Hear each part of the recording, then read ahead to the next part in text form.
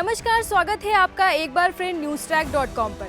मैं अनुश्री गुप्ता और आज मैं बात करूंगी उत्तर प्रदेश में चल रहे सबसे ट्रेंडिंग टॉपिक लाउड स्पीकर के बारे में। जी हाँ, उत्तर प्रदेश में लाउड स्पीकर कंट्रोवर्सी का घमासान जोरों से चल रहा है। इसके बीच ही उत्तर प्रदेश के मुख्यमंत्री योगी आदित्यनाथ के दिशा निर्देशों के बाद लगभग उत्तर प्रदेश के सभी धार्मिक स्थलों से लाउड स्पीकर हटवाए जा चुके हैं। आपको बता दें, यूपी में अब तक 18,000 लाउड स्पीकर हटाए जा चुके हैं। इसके साथ ही 40,000 की आवाज कम की गई है। इसी कड़ी में उत्तर प्रदेश के प्रयागराज से पुरानी मस्जिद ने एक मिसाल कायम की है। चलिए जानते हैं क्या है पूरी रिपोर्ट। उत्तर प्रदेश के प्रयागराज में रमजान के पाक महीने में दो सबसे पुरानी मस्जिदों ने खुद से निकाले कई लाउड स्पीकर। आपको बता दें कि प्रयागराज की जामा मस्जिद और बहादुरगंज की दाराबड़ी ने मस्जिद परिसर से कई लाउड स्पीकर को हटा दिया है। यूपी में धार्मिक स्थलों से लाउड स्पीकरों का शोर कम किए जाने को लेकर जारी सीएम योगी आदित्यनाथ के दिशा निर्देशों का पालन करते हुए संगम नगरी प्रयागराज की दो अलग अलग मस्जिद अब एक मिसाल पेश कर रहे हैं। प्रयागराज की जामा मस्जिद और बहादुरगंज की दाराबड़ी ने मस्जिद परिसर से कई लाउड स्पीकर को हटा दिया है। जामा मस्जिद में लगे 6 लाउड स्पीकरों में से 4 को हटा दिया गया है, जबकि बाकी बचे 2 का वॉल्यूम भी काफी कम कर दिया गया है। इतना ही नहीं, बचे हुए दोनों लाउड स्पीकरों की दिशा भी बदल दी गई है। जामा मस्जिद में लगे स्पीकरों की आवाज इतनी कम कर दी गई है कि अजान की आवाज अब दूर तक नहीं जाती। मस्जिद कमेटी ने फजर यानी सुबह की नमाज के वक्त आवाज को और भी कम रखने का फैसला किया है। इसी कड़ी में बहादुरगंज की दाराबड़ी मस्जिद में भी लगे लाउड स्पीकर की संख्या को कम कर दिया है।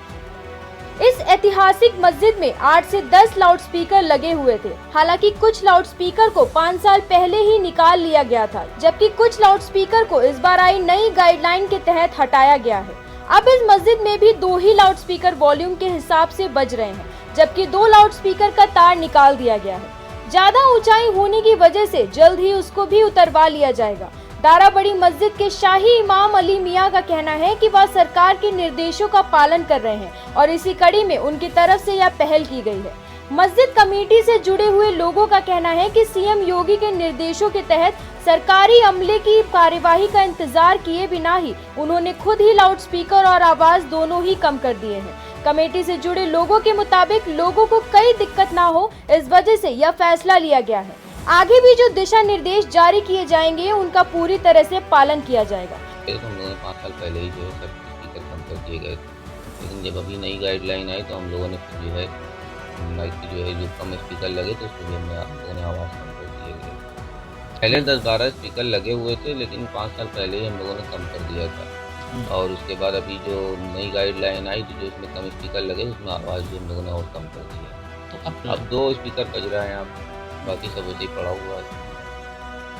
तो उन लोगों से भी यही अपील है कि जो गवर्नमेंट की तरफ से आदेश हुआ है, जो गवर्नमेंट ने कहा है उसको खुद मानना।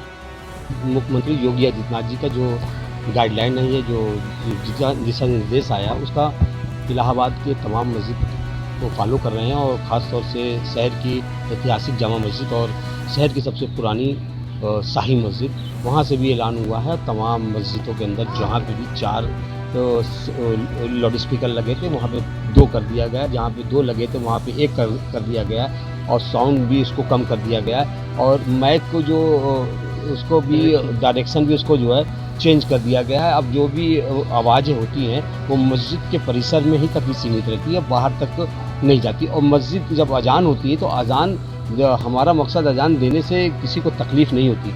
अजान तो एक ऐसा दिली सुकून देने वाली आवाज़ है जो हर किसी को सुकून देती है। लेकिन इस पर पॉलिटिक्स राजनीति हो रही है, उस पर कोई, लेकिन जो भी मुख्यमंत्री का सरकार का आदेश है उसका हम लोग सब कोई फॉलो कर रहे हैं और तमाम शहर की मस्जिद भी उसको फॉलो कर रही है। और अच्छी चीज़ है कि हम लोगों ने शुरुआत की और हम लोगों को कोई नोटिस और कुछ ना मिले, नहीं मिला, उससे पहले भी हम लोगों ने अपने से शुरुआत कर दी ताकि ये लगे कि नहीं, हम देश के अमन पसंद लोग, कानून को फॉलो करने वाले, संविधान को और देश की जो है सबको मानने वालों में से। क्या नाम है आपका? इरशादुल्लाह। प्रयागराज से सैयद रजा की रिपोर्ट के साथ न्यूज़ट्रैक से मैं अनुश्री गुप्ता।